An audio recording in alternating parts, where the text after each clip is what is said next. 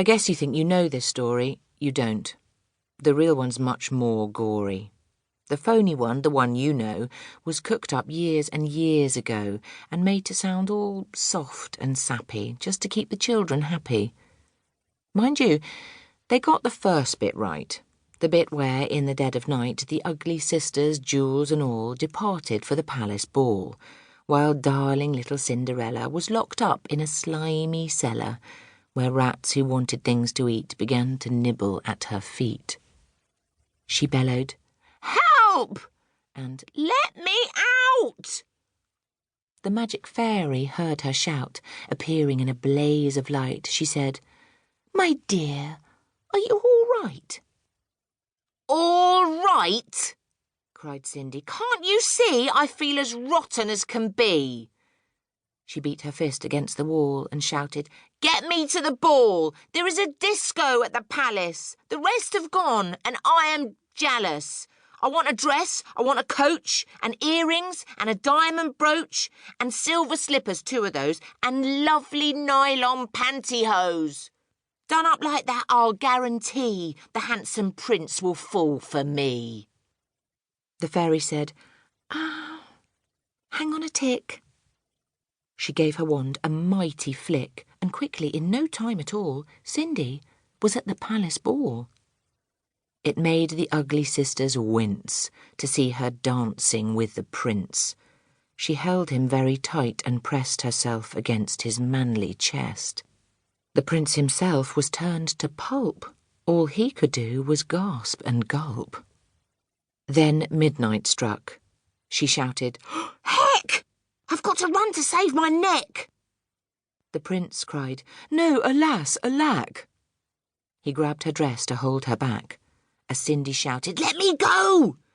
the dress was ripped from head to toe. She ran out in her underwear and lost one slipper on the stair. The prince was on it like a dart. He pressed it to his pounding heart. "The girl this slipper fits," he cried, "tomorrow morn shall be my bride. I'll visit every house in town until I've tracked the maiden down." Then, rather carelessly, I fear, he placed it on a crate of beer. At once, one of the ugly sisters, the one whose face was blotched with blisters, sneaked up and grabbed the dainty shoe and quickly flushed it down the loo. Then, in its place, she calmly put the slipper from her own left foot. Aha, you see, the plot grows thicker, and Cindy's luck starts looking sicker. Next day, the prince went charging down to knock on all the doors in town. In every house the tension grew. Who was the owner of the shoe? The shoe was long and very wide. A normal foot got lost inside. Also it smelled a wee bit icky. The owner's feet were hot and sticky. Thousands of eager people came to try it on, but all in vain. Now came the ugly sisters' go. One tried it on.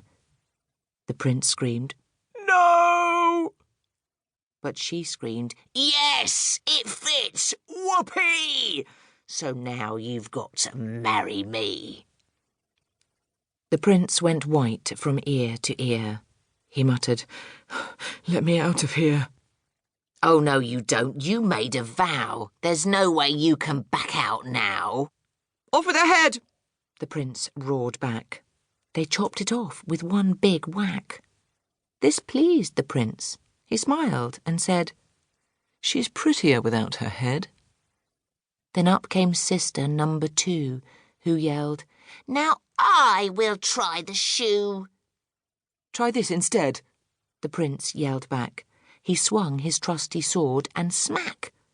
Her head went crashing to the ground. It bounced a bit and rolled around. In the kitchen, peeling spuds, Cinderella heard the thuds of bouncing heads upon the floor and poked her own head round the door. "What's all the racket?" Cindy cried. "Mind your own biz," the prince replied. Poor Cindy's heart was torn to shreds. "My prince," she thought. "He chops off heads. How could I marry anyone who does that sort of thing for fun?" The prince cried, "Who's this dirty slut? Off with her nut! Off with her nut!" Just then, all in a blaze of light, the magic fairy hove in sight. Her magic wand went swoosh and swish. "Cindy," she cried, "come, make a wish. Wish anything and have no doubt that I will make it come about." Cindy answered, "Oh, kind fairy, this time I shall be more wary. No more princes, no more money. I've had my taste of honey. I'm wishing for a decent man. They're hard to find. Do you think you can?" Within a minute, Cinderella was married to a lovely fella, a simple jam maker by trade, who sold good homemade marmalade. Their house was filled with smiles and laughter, and they were happy ever after.